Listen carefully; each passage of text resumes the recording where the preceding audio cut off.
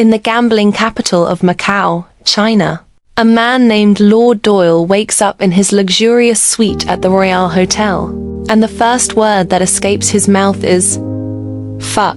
Doyle is a gambling addict drowning in debt, owing money to nearly every casino and hotel in town. Yet, despite it all, he still clings to his delusion that he's just one game away from his big break.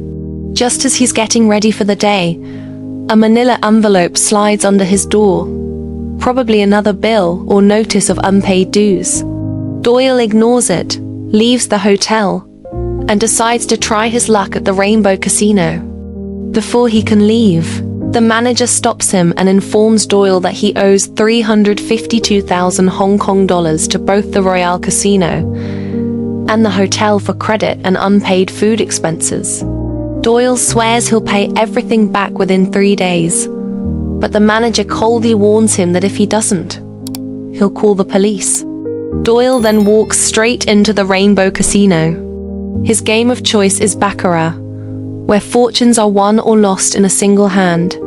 The rules are simple. 2 cards are dealt face down to the player with the highest wager, and whoever's hand totals closest to 9 wins.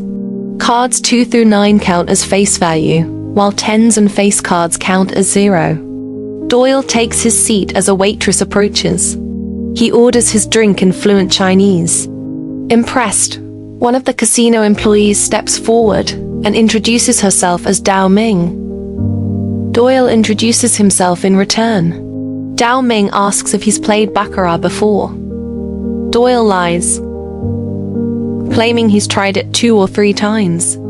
He then nods toward an older woman at the table and asks for her name.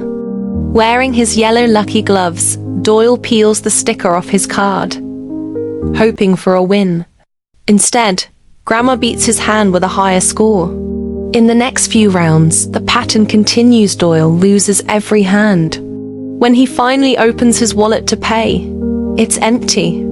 Seeing his desperation, Dao Ming offers him $20,000 in credit, her own money.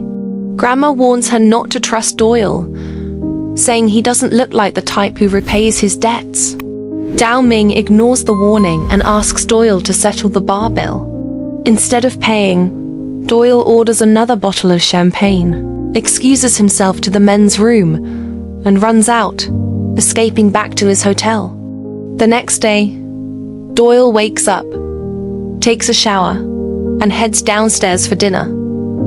Outside, a commotion draws his attention. A man has committed suicide, jumping to his death over gambling debts owed to Dao Ming. The man's grieving wife accuses Dao Ming of preying on gamblers like a shark. Doyle steps in, trying to calm the wife while Dao Ming flees the scene and hails a taxi. Moments later, Doyle catches up and flags down the cab for her, urging her to get in. Dao Ming reminds him he still owes $300 for the champagne. Doyle admits he has no money on him. Dao Ming finally realizes that Doyle is completely broke. They arrive at her apartment.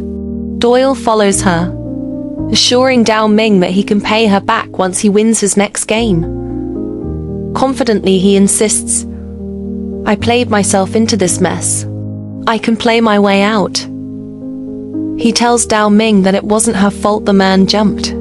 "Suicide," he says softly, "is a permanent solution to a temporary problem." Then he adds, "Don't worry, I'm not going to do that." Dao Ming admits that she thought Doyle was a distinguished man. She says she's never seen anyone wear gloves inside a casino before. Doyle smiles and says they bring him good luck. Dao Ming counters, "You have bad luck." Doyle brushes it off and proposes a deal. If she lends him some money, he can make them both rich. But Dao Ming refuses and says she's done giving out credit, and that, honestly, she's given up on life. Doyle quietly admits that he's also thought about ending his life. After a pause, he guesses that the dead man owed her money, which must mean she owes money too. He encourages her not to give up, telling her there are always better ways out. She gives a bitter smile and replies, like lending money to another addict. The comment hits Doyle hard. Offended, he snaps back that she has no right to judge him, not when she makes her living off illegal side bets and dodgy credit lines. He admits he's fallen low, but insists he still has a soul. "As far as I can see," he tells her, "it's no more lost than yours." Later, Dao Ming takes Doyle to the Hungry God Temple. She admits she never should have offered him credit in the first place. Curious, Doyle asks what the man's name was. She shrugs and says, "You're all the same to me." To change the subject, she tells Doyle about the festival of hungry ghosts. In a week, it will be Ghost Day, when people burn offerings to honor the dead. Then, with a wistful look, Dao Ming says, "I have to leave here." "Where to?" Doyle asks. "Don't try to follow me," she replies. Doyle tells her he's going to win big, and when he does, he won't just pay off his own debts. He'll pay hers too.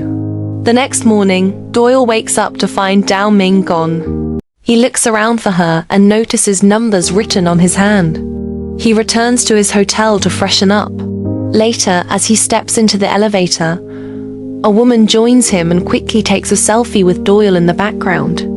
Suspicious, he follows her as she hurries into the women's restroom to hide. He walks in casually and asks if she's a tourist. The woman says yes. Doyle asks her to delete the selfie. She smirks and asks, "Why, you on the run?" Doyle insists he just values his privacy and asks for her name. She says her name is Betty, but Doyle realizes she's not a tourist. She's a private investigator sent to track him down. When he asks what she wants, she replies simply, "Justice." Doyle threatens to call casino security and report her for taking photos, which is illegal unless she pays him $500. Betty smirks. "You really are down to your last penny, aren't you, Mr. Riley?" That's when it hits him, she knows his real name.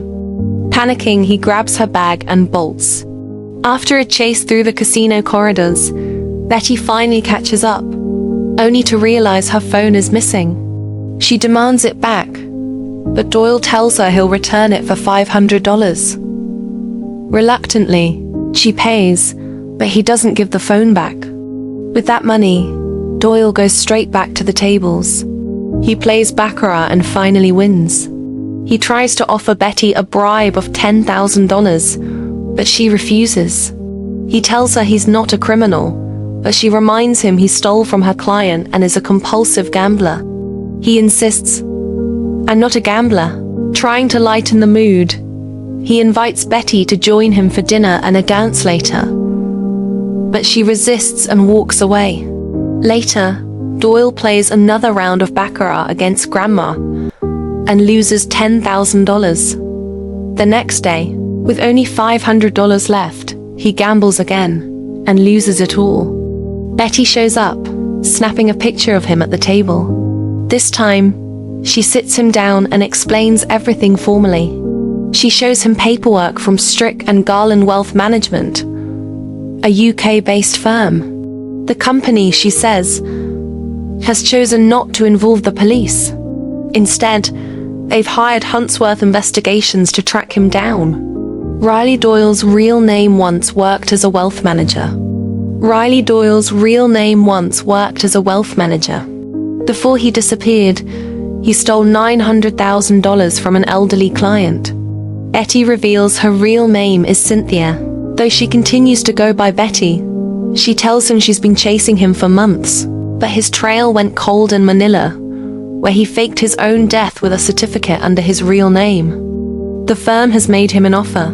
Deposit the stolen money back into Strick and Garland's account within 24 hours, or be deported to the UK. Doyle glances at the numbers written on his hand, then decides to ask Dao Ming for help. He goes to her apartment and rings the bell, but no one answers. As he turns to leave, his eyes catch a postcard of Lama Island, and for some reason, he decides to go there. Later, Doyle meets his old friend Adrian and demands the $8,000 he owes him. saying he needs to catch a boat to Lama Island in Hong Kong in 3 hours. Adrien shrugs, saying he doesn't have $8,000 but can give him $2,000. To lighten the mood, he buys Doyle a drink. Over their drinks, Adrien sighs and says, "You were never tough enough for this gambling game, Riley." Doyle is shocked when he realizes Adrien was the one who betrayed him. Adrien admits it without hesitation.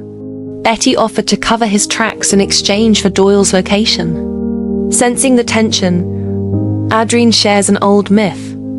When a gambler dies, he wakes up in an afterlife where he wins every hand, every bet, surrounded by beautiful women. Eventually, the gambler says, "I didn't think I'd make it to heaven." And the man beside him replies. Doyle finishes the sentence. This is the other place.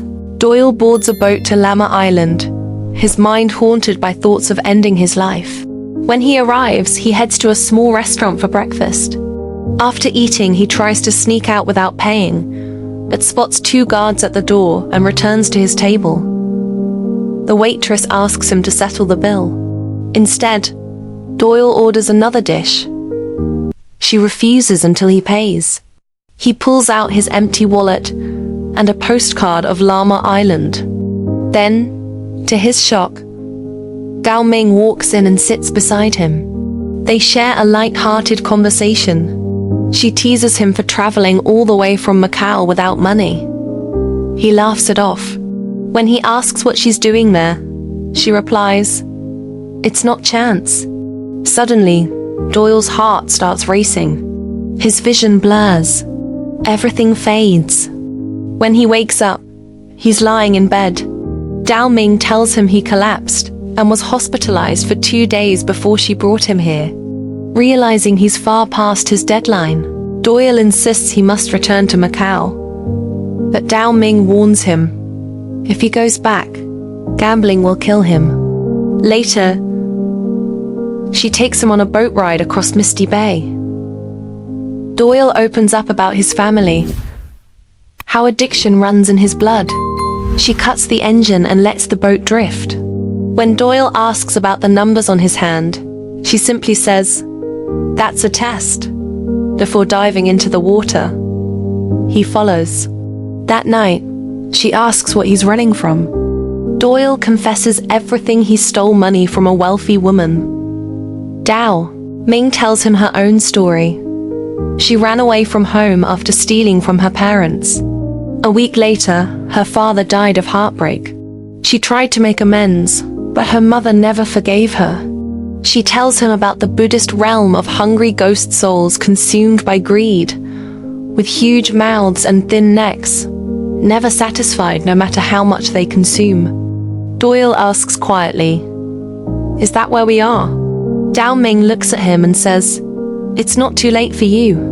The next morning, Doyle wakes to an empty house. Rain pours outside. He calls out for her, no answer. He cooks breakfast for 2 and waits. A loud noise comes from a nearby shack. He finds it locked with a combination. He tries the numbers written on his hand. The door opens. Inside, there's only a hatch. He opens it and finds a rope leading into the water. Pulling it up, he discovers 2 heavy bags of cash. He hesitates, but greed wins. Doyle takes the money and returns to Macau. He exchanges it for chips and heads back to the baccarat table. This time, he wins. Every hand. Unstoppable. He pays off his debts at the Royale Hotel and Casino, but soon begins seeing disturbing visions. The manager calls him in and reveals something strange. Security footage shows a shadowy figure standing behind Doyle during every game. "You've got a spirit attached to you," the manager says. Doyle demands proof, but the manager refuses and bans him from playing there again. Consumed by anxiety, Doyle begins overeating uncontrollably. Later, he challenges the casino to one final game, an $8 million bet on a single hand. If he loses, there are no ghosts. If he wins, he'll leave Macau forever. The manager agrees. Betty hears about the bet and confronts him. Furious, she calls it insane. Doyle begs for one last chance. He only has 3/4 of what he owes. At the table, he faces Prince Lorenzo of Monte Carlo. Hand after hand, Doyle wins. He clears his debt and gives Betty $50,000 as thanks. Before leaving, he smiles and tells her to live a little. She stops him and finally smiles. How about that dance? Later, Doyle returns to the Rainbow Casino and asks Grandma about Zhou Ming. Grandma tells him she's gone. She drowned herself by the temple on the first night of the Hungry Ghost Festival. Doyle refuses to believe it, but Grandma insists. Shaken, Doyle runs to Zhou Ming's apartment. Inside, he finds unopened letters. As memories flood back, the restaurant, the collapse, the boat, he realizes the truth. Zhou Ming had been dead the entire time. Her spirit had guided him, saving him from becoming a hungry ghost, consumed by greed. Outside, fireworks crackle the Hungry Ghost Festival. Doyle takes the money, walks outside, and throws it into the fire as an offering to her spirit. As the fire burns and the money turns to ash, Doyle finally understands something he's been running from the entire time. It was never about winning. Not the games, not the money, not even the gets. It was about the hunger, the endless need for more that could never truly be satisfied. In a city built on chance, Doyle chased luck like it was destiny. But in the end, it wasn't luck that saved him. It was a ghost, a soul just as lost as his, who chose to guide him instead of dragging him deeper into the same darkness. Zhou Ming didn't just help him win, she helped him stop. For the first time, Doyle walks away not as a winner, but as someone who finally knows when to quit. And maybe that's the real victory. Because some games aren't meant to be won, only escaped. And in a world full of hungry ghosts, the rarest thing isn't luck, it's letting go. If you enjoyed this journey into the high-stakes world of gambling, ghosts and second chances, don't miss out on our next story. Subscribe now and hit the bell so you never miss a tale of luck, risk, and the unexpected twists life throws our way. Your next adventure is just a click away.